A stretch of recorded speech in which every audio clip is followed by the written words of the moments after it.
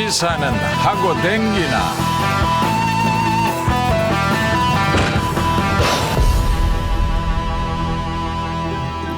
찬이가도 좀 하고 어디 갔어 도대체? 일이 걔는. 끝이 없다. 끝이 없어.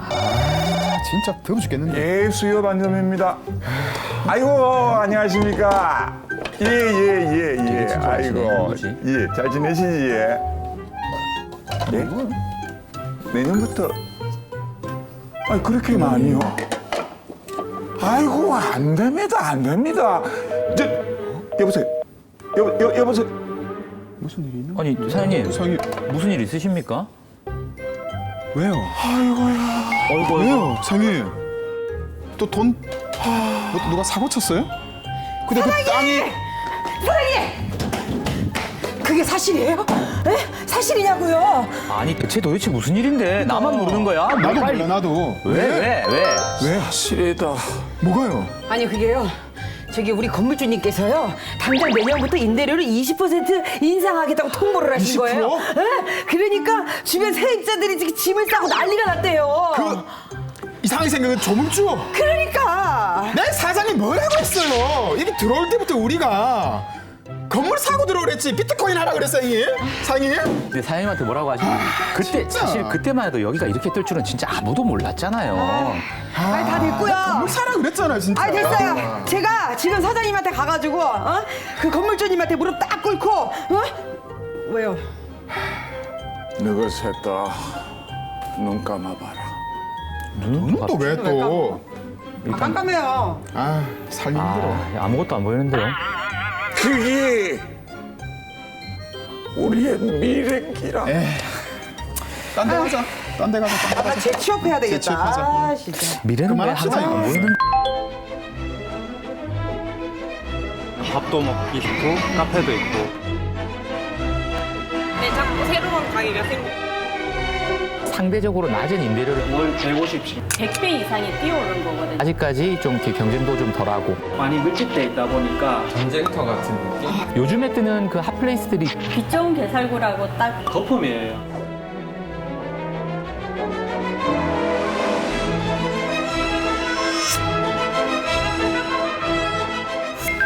아마 장사하시는 분들이라면 누구나 한 번쯤은 이런 위기 겪게 되죠. 네, 사실은 이제서 고백합니다마는 저도 요식업 2번 도전했다가 근데 예쁘게 코피 사장님은 터졌습니다. 임대료가 아니라 맛이 없었다는 이야기가 좀 있던데. 아닙니다. 맛이- 제 솜씨 나름 소문났었습니다. 근데 뭐 이런 경우가 비일비재하죠. 임대료 상승 때문에 가게를 그렇죠. 갖다가 더 이상 운영하지 못하고 문을 닫는 경우가 사실은 그렇죠. 예, 좀 주변에서 자주 듣는 얘기예요. 왜냐면 예. 사실 장사하시는 분들한테 제일 큰 부담이 임대료거든요. 사실은. 맞죠. 예. 그러니까 이제 이런 경우에는 좀 더 상대적으로 낮은 임대료를 찾아서 신흥 상권으로 가시는 경우들이 많고요. 또 거기에는 이제 아직까지 좀 이렇게 경쟁도 좀 덜하고 그다음에 임대료도 낮고 이런 쪽으로 가죠. 그러다 보니까 이제 이런 쪽으로 주로 가는 분들이 청년 창업가들이 좀 많습니다. 아이디어 반짝반짝하고 자본은 좀 덜 들더라도 요즘에 뜨는 그 핫플레이스들이 대부분 이런 식으로 탄생하는 곳들이죠. 우리 부산에서의 가장 요즘 핫한 거리가 부산 점포 카페 거리지 않습니까? 좀 놀랐어요. 옛날에 우리 다들 점포 카페 거리 뭐였던 맞아요. 거 기억나시죠? 공부상가 하면서 좀 사실은 좀 뭐 어두웠죠.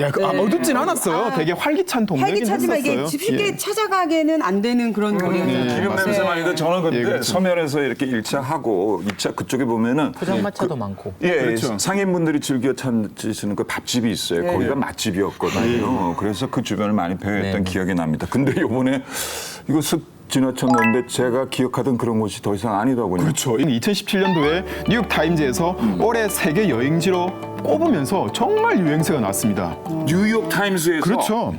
우리 부산에 그런 예. 카페 거리를요? 네, 저도 놀랐습니다. 부산에서 관광객이 가장 많이 오는 장소 넘버 5 안에 들었습니다. 아 그래요. 그렇게 핫한 곳이 있으면 저한테 얘기를 해주셨어야죠. 도심 한가운데 그런 데가 있었다. 그거 아세요? 넘버 5에는 수요 반점도 있다고 하긴 하는데. 사장님. 내출 1위. 아니 그런 핫플레이스가 있으면 또 이렇게 배달의 찬이가 들어가야죠. 그렇죠. 제가 갔다 와야죠. 가가지고 왜 이렇게 핫한지 시장 조사하고 우리 수요 반점이 어떻게 분점 하나 낼 수 없는지 알아보고 오겠습니다. 정말 딱 기다리고 있어. 딱 기다리고 있어요. 근데 맛은 없다 우리가. 아니 우리 자신 있어. 아니 우리 그냥 놀러 얼굴이 간다고 해도 개성이잖아. 되는데 핑계 댄다고 고생이 많으시네.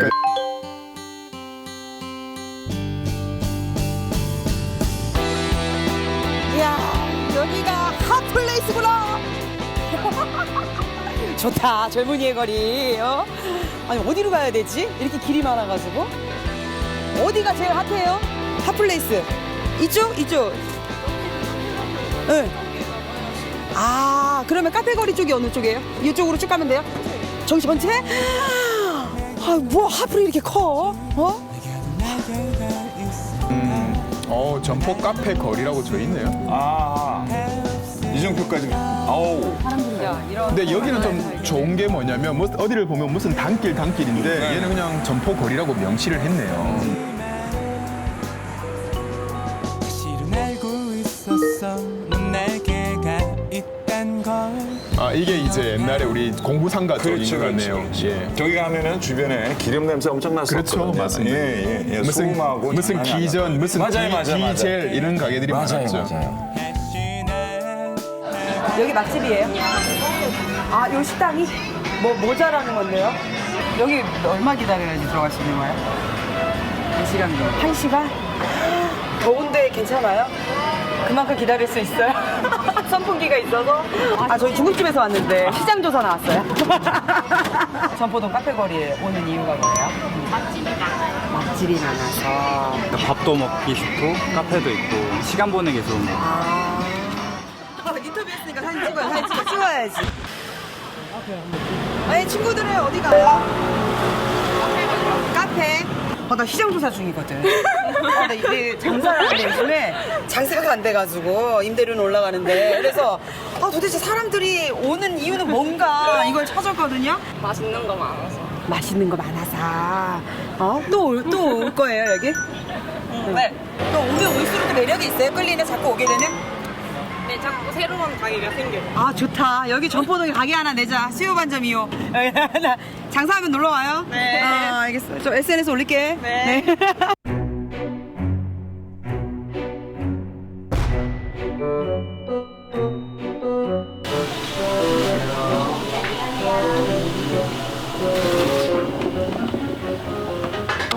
저희가 임대인분한테 5월 중순에 임대료 인상 통보를 갑작스럽게 받고 지금 이제 30만 원 인상이죠.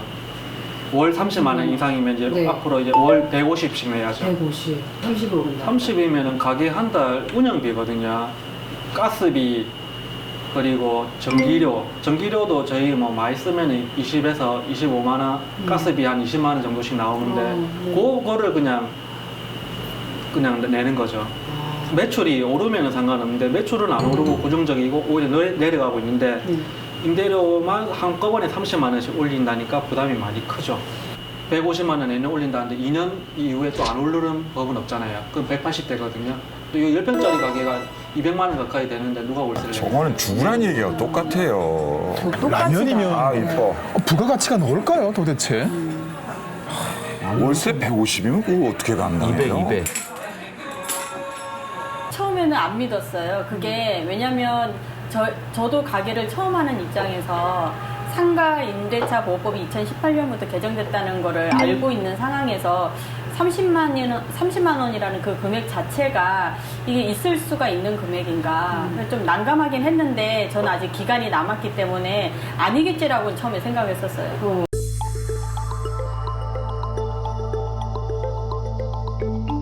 올리는 건 맞아요. 주변 시세라는 게 있으니까. 그러면 이해가 되는 선에서 5% 정도는 올려주고 나머지 부분은 좀 감액을 해줘야 되는 거 아닌가. 안 올려주겠다는 거 아니거든요. 임차인들이.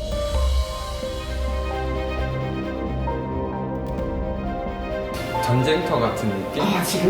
지금은 가게가 그때에 비해서 개수로만 따져도 3-4배 이상은 많아졌어요. 유동 인구도 많아지고 사람들은 많아졌지만 그만큼의 경쟁이 더 치열하고 소위 말해서 뭐 돈이 많은 그런 분들이 많이 오시다 보니까 기존에 있던 분들은 그 경쟁력을 조금 뭐 음식이나 그런 메뉴만 가지고 승부를 보기에는 좀 한계에 좀 부딪히는 면도 조금 있고 그런 것 같아요. 아이를 데리고 가가지고도 사진 찍을 공간들이 너무 많고요. SNS 맛집들은요 줄을 쓰는데 그러면서도 먹고 싶으면 찾아가게 되는 곳이 저기거든요.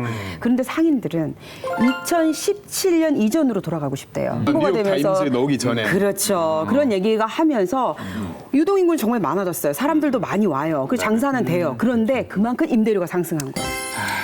그 임대료를 감당하지 못하는 거죠. 그래서 가게를 못 하겠다, 가게를 내놓잖아요. 권리금이 너무 높으니까 가게가 또 안 들어올 나가는 사람도 거예요. 없고. 이게 무슨 역설이에요, 이게? 이거 뭐 들어갈 수도 없고 나올 수도 없고. 그러니까 이게 그런데 그런 것들도 사실은 우리가 전체 가게를 조사한 건 아니잖아요. 일부만 그러지 않을까요? 저도 그렇게 생각을 했어요. 그런데 점심시간을 제가 조금 지난 시간에 다녀왔는데 그 시간에도 손님이 꽉 차 있는 가게가 있더라고요. 그 그래서 시간에도. 가서 사장님 인터뷰를 해봤는데 네네. 사장님도 힘들다는 거예요. 장사가 그리 잘 되는데. 왜냐? 2년에 한 번씩 임대료를 올리는데 그걸 감당을 못하는 거예요. 그래서 감당을 못하니까 인건비라도 줄이자. 이래서 가족이 힘을 합쳐서 그 장사를 하고 있는데 이거저거 제외하고 임대료 올라가는 거 다 메꾸고 나면 남는 게 별로 없다라는 거죠. 이게 핫플레이스라는 게 굉장히 긍정적인 이름 아니에요. 맛집, 소문난 집, 그죠? 그런 의미인데 이 핫플레이스라는 이름 자체가 이 상인들에게는 겁나죠. 예, 겁나는 이름이 돼버렸어요. 핫플레이스 되는 순간 건물주들이 이제 장사 잘 되겠네. 임대료 좀 올릴게. 이렇게 하니까. 그러니까 상인들이 떠나고 나면은 건물 공실 생기면은 건물주도 손해 보는 거 아니에요. 이분들 다 떠나면 그럼 어떻게 된다는 거예요? 근데 이게? 지금 당장 핫하니까 거기까지 생각 안 하는 거죠. 그렇죠. 지금 당장. 거품만 막 쌓이고 있는 거예요. 요즘에 무슨 리단길 이게 원조가 이제 이태원의 경리단길인데 그렇죠, 그렇죠. 그 사례를 보면 이제 굉장히 잘 알 수 있습니다. 아, 요새 심각해요. 네. 보면은 전국 평균 임대료 상승률이 1%였다고 해요. 근데 경리단길에서는 임대료가 10% 넘게 올랐다고 하니 그러면 이제 상인들이 사실 이걸 감당을 못 하죠. 그 인터뷰했던 청년 그 창업가처럼 24시간 밤새서 막 개발하고 막 이래가지고 아기자기하게 만들어내는 거예요. 근데 그 이득을 건물을 갖고 있다는 이유로 임대업자가. 그걸 다 취한다라고 하는 거는 사실 건물주가. 사회적으로 이건 합의할 수 없는 일이기 때문에. 근데 이제 근데 한 가지 조금 제가 아쉬운 것 중에 하나가 서울에서 경리단길이 뜨면서 전국 이곳저곳에 경주 같은 경우 황리단길이면서 황리단길. 리단을 이유 없이 갖다 붙이고 이거 진짜 이거 이래도 되나? 리단 협착이로 그냥. 이거 마음에 드는 표현이네. 야, 우리 공무원들이 리단을 좋아하는가 보세요. 뭐. 얼마나 좋아하는지 알려드릴게요. 자, 부산의 태운대 역사 인근에요. 지금 해리단길이 생겼어요. 네, 같은 외국인들도 많이 오더라고요. 해리단길. 네. 또 범어사 주변에는 그러니까 범리단길이 또 있고요. 네, 사실은 범리단길은 처음 들어봤어요. 제가 예전에 살던 이 뭐야? 수영동 인근에 지금 망리단길 또 이거 만들어지고 있습니다. 네. 그리고 여기 남천동 일대 빵가게들 있잖아요. 빵집거리들 여기는 조금 닿습니다. 빵천동이라고 그러죠. 빵천동. 네네네. 요거는 차라리 조금 낫어. 달라요. 네. 근데 이게 다 SNS로 홍보를 그렇죠. 하는 거예요. 그렇죠. 그래서 젊은이들이 SNS를 보고 다시 그곳을 찾아서 지금은 전국적인 명소로 각광받고 있긴 합니다. 이렇게 대형 프랜차이즈 그 굉장히 일반화돼 있잖아요. 거기서 개성을 가진 공간에서 나만의 시간, 나만의 공간에 머물고 싶다는 그런 욕구가 반영된 게 아닌가 싶어요. 그러니까 이제 SNS의 영향이 워낙 큰데요. 요즘에 그런 말 있잖아요. 예전에는 어른들이 숟가락 들기 전에 밥 먹으면 혼났잖아요. 요즘에는 이제 젊은 애들이 카메라 대기 전에 음식에 손대면 이게 혼나거든요. 떨어도 참아야죠. 예. 사진을 찍을 때까지. 사진을 다 찍을 때까지 무조건 가만히 놔둬야 욕 많이 들어 먹었어요. 부산의 핫플이라고 하는 곳들도 대부분 이런 방식으로 뜬 곳이기 때문에 지금이야 그렇지만 뭐 불과 1, 2년 뒤에, 2, 3년 뒤에 어떻게 될지는 아무도 모른다라는 거죠. 네. 이 핫플레이스라는 이름이 마치 양날의 검처럼 어느 면으로든지 다 상인들에게 상처를 줄 수 있는 그런 이름이 돼버렸습니다. 그런데 여기서 이런 뭐 소문난 핫플레이스들 말고도 지금 기존에 있던 상권들이 있잖아요. 성남도 있고 뭐 해운대도 등등이 있는데 다른 상권은 문제가 없는지 그러면 제가 대목에서. 조사를 좀 해봤는데요. 네, 질문을 드릴게요. 예전에 젊은 시절에 부산에 어디서 좀 놀아보셨습니까? 젊은 시절, 지금 제가 젊고요. 어린 시절이라고. 매우 어린 시절. 네네. 한 30년 전으로 어서 뭐 주로 이제 제 모교인 장전동 울컥하네, 부분 젊었어요. 학교 앞에서 주로 많이 놀았죠. 학교 앞에서. 예예. 그 부산대 앞이 그때만 해도 엄청난 상권이었거든요. 뭐 맛집도 많았고 특히나 저렴하기 때문에 그 밑에 시장통에 가면 막걸리에다 튀김 이렇게 1,000원에 배 터지게 먹었어요. 1,000원에요? 네.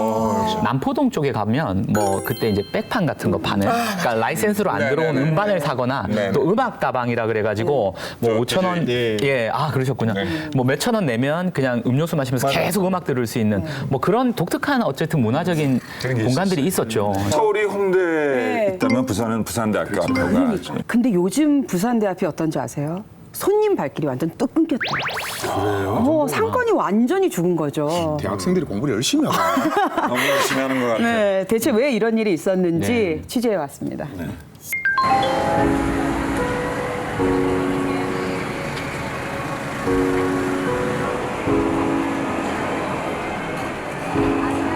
지금 임대료가 계속 상승 중인가요? 아니요, 임대료는 고정입니다. 근데 이제 워낙 올랐다 보니까 이제 장사가 안 되기 시작해 못 맞추는 거죠. 그러다 보니까 지금 아시다시피 이런 그러니까 유통이죠. 유통업체들 그러니까 공산품들을 판매하는 그런 집들만 남아 있고 되고 대부분 다 휴대폰이 들어오면서 월세를 굉장히 높여버렸죠. 요 거리에만 해도 휴대폰 매장이 몇 군데나 되죠? 지금 한 절반 이상 빠진 겁니다. 그러니까 이 골목이 거의 다가 휴대폰 매장이었다고 보셔도 과언이 아닙니다. 정말 많았어요. 근데 굉장히 많이 빠졌어요, 지금. 그러니까 휴대폰 매장들이 잘못됐다는 게 아니라 이 거리는 건물주들이나 이런 분들이 월세를 워낙 높게 올려버렸기 때문에 휴대폰 매장 말고 들어올 수가 없게 돼버린 거죠. 그러니까 특색이 많이 없어서 예전에 좀 젊은 느낌, 젊은 친구들이 자기들이 좋아하는 옷을 팔 수 있는 그런 문화가 있었는데 지금은 그런 게 아예 없어져 버리고 그냥 잘 팔리는 옷 아니면 많이 팔 수 있는 평범한 거 그런 특색이 없어져 버린 거죠 지금.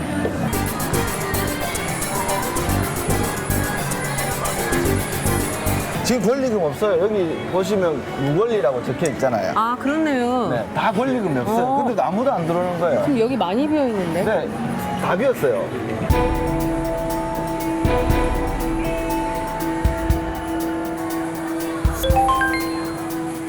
월세가 워낙 비싸다 보니까 골목으로 다른 상인들이 이제 음식점들 골목길로 많이 숨어들죠.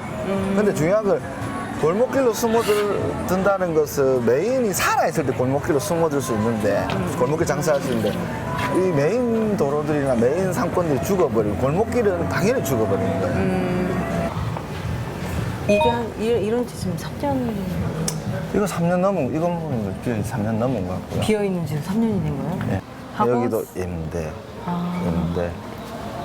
그러니까 예전에는 이런 게 없이 진짜 틈만 있으면 다 장사를 했어요.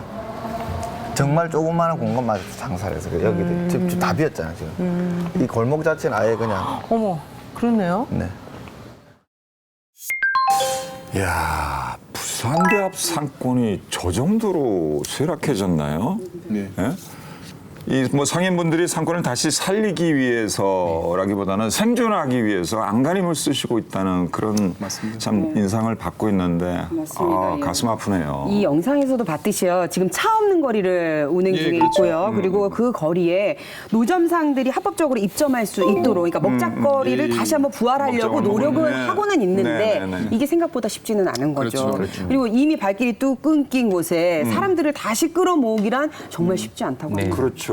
사실 대학가라고 하는 것이 상징하는 게 굉장히 많습니다. 네. 특히 부산대 앞은 80년대 그 약간 그 학생 운동의 어떤 메카였죠. 메카 그래서 막걸리라거나 막 사회과학이나 뭐 예술에 대해서 토론하는 막 이런 분위기도 있었고 그리고 우리 사장님의 철학도 논의하고.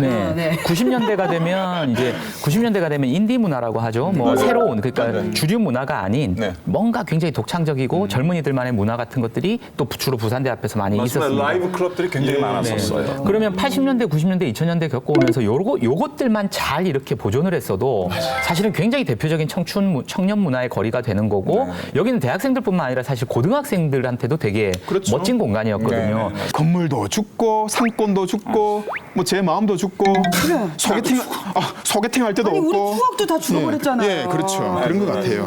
부산대만의 느낌이 나는 좀 그런 기획 의도가 좀 녹아져서 청춘의 낭만, 아, 그렇죠. 중요하죠. 그리고 대변할 수 있는 컨셉들, 네. 그거와 상업적으로 이질감은 있겠지만 그거를 조금 통합할 수 있는 그런 기획들이 좀 필요하다고 보고요. 사실상 이런 전문적 대안들을 갖다가 상인들이 기획하고 추진하는 데는 역량의 한계가 분명히 있거든요.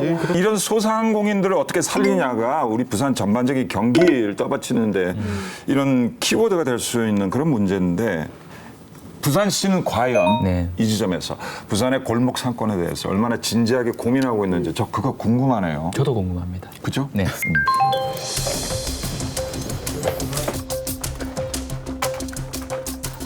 네, 안녕하세요. 여기 소상공인 지원 담당이라고 해서 찾아왔는데 네네. 그런 것 때문에 저희가 이제 그 상가 이렇게 그 임대차금 그런 그 법률적인 그 서비스 이제 무료로 이렇게 제공해 주셔서 이렇게 상담센터를 올해 4월달에 처음으로 개소를 했거든요. 그래서 이제 그런 사항들은 그쪽 상담센터 통해서 이제 그분들이 다 전문가들이시니까 그쪽을 통해서 어떤 법률적인 조치라든지 이제 그런 걸 이렇게 좀 이렇게 구할 수 있도록 이제 아니면 사전에 저희도 이렇게 상가 건물 이렇게 분쟁 조정위원회를 이제 또 그것도 올해 최초로 이렇게 이제 구성을 했거든요. 그래서 거기를 통해서 일단 조정을 하고 만약에 거기서 조정이 안 된다면 이거 법률적인 문제이기 때문에 가면은 지게 돼 있습니다. 그 노하우 같은 거. 그리고 그 협의회 오신 분도 상당히 우리 잘 되고 있다. 좀 골목 상권에 좀 이렇게 좀 시민들이 많이 이렇게 소비를 할 수 있도록 하기 위해서 지금 그래서 지금 지역 화폐 지금 도입을 지금 현재 검토를 좀 하고 있는데요. 그러니까 뭐 효과 분석도 해봤지만은 이게 매출이 뭐 기본적으로 뭐 군산시 같은 경우 한 16% 정도 이렇게 그 지역 화폐 도입했을 때 그 정도 이렇게 올라가는 사례가 있더라고요. 그래서 좀 소상공인들이 좀 뭐 장사가 좀 잘 될 수 있도록 그런 지역 화폐 도입을 좀 발행을 좀 계획하고 있습니다. 지금 이제 부산시는 포커스를 소상공인들을 육성하고 뭐 살리기 위해서 지역 화폐 이야기를 하고 있는데 지역 화폐 활성화하는데 사실은 이게 사실 다른 지역에서 몇 번 울가 먹었던 이야기예요. 제가 지금 숙소가 있는 일산에서도 경기 화폐 지금 다 하고 있거든요. 네. 그러니까 공무원들이 카피 치는 걸 정말 좋아하는 거예요. 따라하기. 근데 이거는 우리가 또 따로 한번 주제를 좀 잡아야 되는데 지역 화폐를 쓰는 그 의도 자체는 저는 괜찮다라고 봅니다. 예, 다만 이제 그거 하나로 상권이 다 살아나느냐. 그렇죠. 그건 아니기 때문에. 맞습니다. 진짜 뭐 지역 화폐니 뭐니 이런 뜬구름 잡는 소리가 아니라 관광객들이 진짜 지갑을 열 수 있는 우리가 가지고 있는 그 컨텐츠 아이디어 좀 내세요. 그런 컨텐츠들을 진짜 활성화시켜줬으면 좋겠어요. 그 아이디어들이 다 우리 장사하는 청년들에게 다 있더라고요. 지원해주고 보호해주는 그런 역할들을 할 때인 것 같아요. 지금은. 요즘에 농담식으로 그런 얘기 있잖아요. 돈 버는 사람은 인테리어 업자들밖에 없다. 왜냐면 1, 2년 사이로 계속 나가고 들어오고 나가고 들어오니까 간판하고 인테리어 하시는 분들만 근데 이런 방식으로는 상권이 오래 갈 수가 없습니다. 그래서 오랫동안 한 자리에서 털을 잡고 장사할 수 있도록 그런 이제 장치들이 좀 필요한 것 같고 현실적으로는 그러면 상인들이 다 건물주가 돼야 되느냐. 근데 이건 뭐 불가능한 일 아니겠습니까? 상인들이 건물주가 되면 되지 않겠냐. 이거 근데 어려운 문제죠. 근데 그 어려운 문제를 해낸 데가 있더라고요. 상인들이 다 건물주가 됐어요. 진짜요? 서울 광진구에서 이런 사례가 있었는데요. 난 우리 부산 얘기 있어. 어떻게 그 건물주가 되실 수 있었는지 한번 그러니까 보면 우리나라도 건물주가 될 수 있는 거예요. 될 수 있어, 될 수 있어.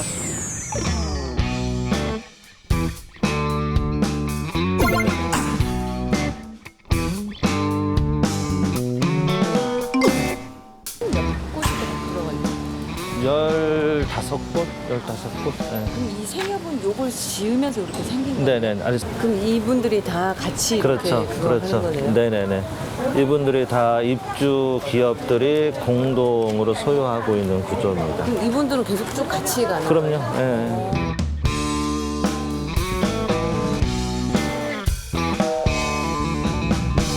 건물의 초기 계약금하고 일부 보증금 외에는 다 은행 대출이고요. 은행 대출이 건물 담보 대출로 75% 정도 받았습니다. 상대적으로 많이 받았는데 그 나머지 금액은 저희가 자체적으로 마련하는 거고요. 저희가 월세는 받지만 그 월세 차원이 아니라 이 건물의 은행 이자를 같이 내고 건물을 공동으로 관리하는 비용을 같이 내는 방식입니다.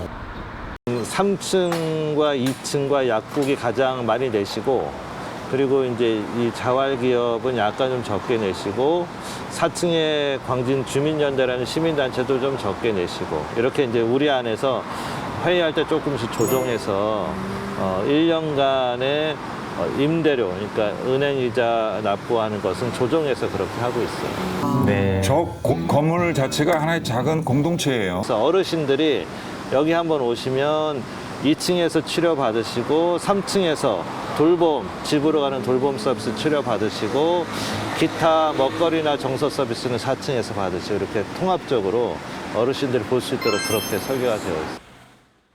어떤 개인의 자산으로만 보는 것이 아니라 공동의 소유로 보기 시작하고 그런 관점이 조금씩 열리기 시작하면 건물을 통해서 어떤 부가 수익을 내기보다는 건물을 통해서 지속 가능하고 안정된 사업장을 좀 마련할 수 있겠다라는 비전이 좀 더 많이 보이고요. 장수방장님 도전 한번 해보세요. 괜찮은 것 같아요. 건물주 도전 한번 해보시죠. 여기 욕망 덩어리는 못하실 것 같아요. 그래. 저 건물에 입점한 지금 대부분의 어떤 상가들이 상업적인 성격을 좀 띠지 않고 있고, 그다음에 이 사회적 기업들이 주로 입점해 있다 보니까 뭐 사회적 경제 기금이라거나 이런 지원을 좀 받아서 대출 금리 혜택도 좀 보고 여러 가지 이득을 보고 있지 않습니까? 그래서 결국에는 저는 보면 이렇게 지속 가능한 개발을 하려면 저런 방식의 어떤 그 공공 서비스나 사회적 기업하고 연계하는 것이 굉장히 좀 여러 가지로 도움이 되지 않나 이런 사례가 된다라고 생각하고요. 서울의 성동구도 되게 좋은 사례를 보여주고 있어요. 네, 그 성수동 카페거리 일대에서 이제 젠트리피케이션 현상 약간 조짐이 보인 거죠. 2015년으로 알고 있는데 이때 이제 구가 굉장히 발빠르게 대처해서 전국에서는 최초로 이 젠트리피케이션 방지 조례도 발표하고요. 그다음에 공무원들이 일일이 건물주를 다 찾아다니면서 상생 협약도 맺고요. 브라보! 네, 그러니까 굉장히 애를 많이 쓴 거죠. 그러니까 이렇게 하면서 이제 임대료를 너무 급격히 올리면 이건 결국 건물주들한테도 안 좋다. 상권이 다 죽는다. 이렇게 막 호소를 해가지고 이 한 70% 가까운 건물주들이 동의를 해주면서 실제로 이제 그 임대료 상승이 법적 상한선 밑으로 이렇게 하면서 현재까지 유지되고 있다라고 하거든요. 점포동 카페거리는 이 공구 상가들이 밀려나고 한때 카페 붐을 이뤘습니다만은 상인들이 이제 뭐 서서히 떠나려고 하고 있잖아요. 점포동 카페거리가 이 상태로 가다 보면은 사라질지도 모른다라는 불안감마저 드는데요. 네, 그 중에서 요즘에 핫한 골목으로 떠오르고 있는 해리단길이 있는데 이곳은요 다행히도 발빠르게 서로가 상생하는 방안을 모색하고 있다고 해요. 네. 현명하게 하고 있네요. 네네, 시작부터 아주 좋은데 한번 취재해봐 왔습니다. 아, 기대가 큽니다.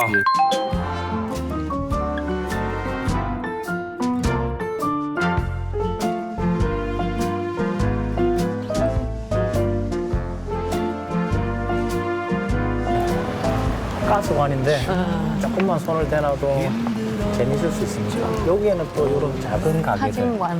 네, 사진관도 있고. 여기도 원래 다 주택가잖아요. 네, 다 주택가인데 이 골목 안쪽으로도 가게가 다 들어갑니다. 여기도 1층은 카페고 2층은 이제 와인도 하고 여기는 고깃집입니다. 조금 남은 게 이 집인데 이 집도 거래가 됐기 때문에 이 집도 가게로 바뀔 예정입니다. 여기는 굉장히 오래된 집이잖아요. 근데 보통 여기가 한 30년 정도 된 집들인데 다들 그래요. 조금만 손대 놓으면 이게 막 오래됐다고 뭐 문제가 있는 집들이 아니고 물만 안 새고 무너지지만 않는 이상은 손만 대면 이뻐집니다.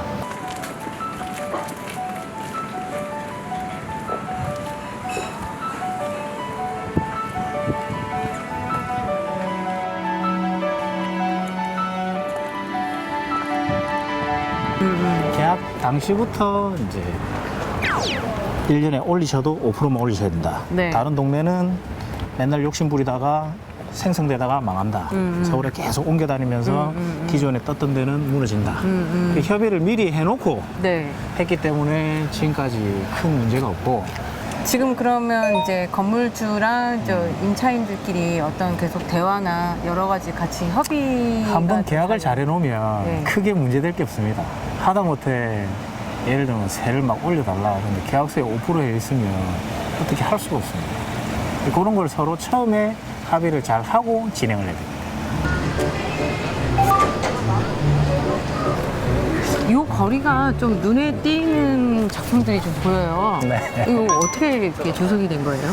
이거는 일단 영산대학교 시각디자인학부 학생들이 재능기부 형식으로 지원을 해줘서 진행을 한 거고 요거를 그냥 진행한 건 아니고 학생들 학점을 주는 프로젝트로 진행을 한 겁니다.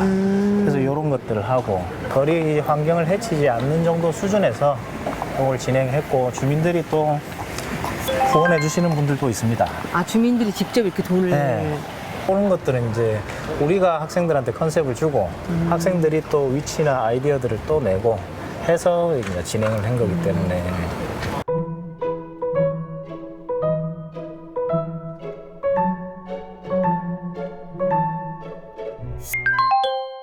출발이 좋아 보이지 않나요? 오, 좋네요. 좋아요. 좋아요. 근데 여기도 처음부터 잘 됐던 거는 아니에요. 이렇게. 그래요? 왜냐면 처음에 이 상권이 막 생기기 시작하면서부터는요. 일부 임대인들이 임대료를 40%까지 건물주들이 40%요? 40%를 올린 거예요. 그러니까 그 못 버티는 사람은 어떻게 했어요? 그냥 나가야죠. 나가야 되는 거예요. 그런 상황이었는데 구청에서 이거를 딱 감지하고서요. 상생 협약을 유도했다고 합니다. 그래가지고 그건 지금은 잘하셨네. 건물주들의 협조로 임대료 안정화가 이제 정착이 이루어지고 되는. 있어요. 네. 근데 아무리 이제 지금처럼 협약을 맺고 했다 해도 이 지역의 상권이 활성화가 되면 역시 인간의 욕망이라는 게 있기 때문에 임대료 상승에 대한 어떤 요구나 이런 것들은 필연적으로 아마 발생할 겁니다. 그래서 그때 그 임대료 상승이 될 때도 버틸 수 있는 인위적으로 뭘 만든다고 되는 게 아니라 네네. 이 지역만이 갖고 있는 뭐 역사라거나 스토리라거나 뭐 이런 것들이 같이 이제 혼재되는 거기 때문에 그런 고민을 좀 하셔야 될 것 같고 다니야, 사랑은 사랑은 길들이는 것. 움직이지. 아니요. 사랑은 움직이는 믿어야 거야. 되는 게 아니라 상권은 움직이는 거야. 상권이 움직이게 되면 아까 제가 뭐 몰락과 생성과 그렇죠. 성세가 있죠. 이런 건데 사실은 이거를 좀 오래 가두고 있으려고 하면 해리단길도 마찬가지겠지만 이런 상인들과 건물주들과 이게 상생 협력이 지속적으로 이루어져야 되는 겁니다. 한 사람이 욕심이면요. 네. 우리 황금알론 거위처럼 배 잘라버리는 거거든요. 그런 것처럼 사랑이 움직이지 않게 네. 상권이 움직이지 않고 영원하게 하려면 어떻게 해야 되겠어요? 책임감을 가져야 됩니다. 그 여자에 대한 책임감. 와이프 보고 있지? 뜨고 지는 속도가 너무 빠르니까 그런 거 상인들만 힘든 게 아니거든요. 그 지역 주민들도 같이 힘든거든요. 네, 이 핫플레이스가 사진 한 장으로 그냥 끝나버리는 것이 아니라 오래도록 기억에 남고 또 추억으로다가 찾아갈 수 있는 이런 곳으로 될 수 있도록 서로가 상생하셨으면 좋겠습니다. 자, 이쯤에서 오늘 우리가 얘기로 다뤘던 핫플의 이 역설, 우리 두 주방장 한 줄평. 프랑스 철학자 앙리 리페브르가 이런 말을 했어요.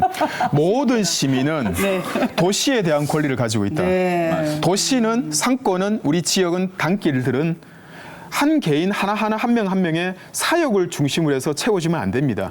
도시를 만드는 것은 우리 모든 시민들의 땀과 노력과 문화와 열정이 들어가 있습니다. 다들 이 혜택으로부터 배제되지 않았으면 좋겠습니다. 이제 핫플이 우리나라 말로 굳이 번역을 하면 아랫목 같은 거잖아요. 그 아랫목이 따뜻해야 이제 쭉 이렇게 윗목까지 열이 전달이 되는 건데 조금 따뜻해졌다고 불 팍 꺼뜨려 버리고 이런 방식으로 하면 방이 그냥 이 냉방에서 우리가 다들 오들오들 떨 수밖에 없다. 겨울 되면 얼어 죽습니다. 그렇죠. 그 둥지 내몰림 현상 이거 좀 막아야죠. 이제는 우리가 같이 우리의 미길의 먹거리, 우리 사회에 필요한 가치를 고민할 때입니다. 함께 서로 손잡고 고민하면서 이제 살려내야 될 것, 이렇게 따뜻한 아랫목을 오래 지킬 수 있도록 어떻게 불을 떼야 되는지 같이 고민했으면 합니다.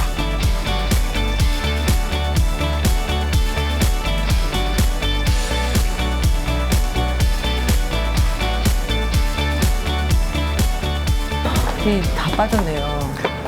이게 지금 대부분 다 봐서 아시겠지만 이게 지금 장사를 하고 있는, 영업을 하고 있는 곳이 아닙니다. 여기 전부 다.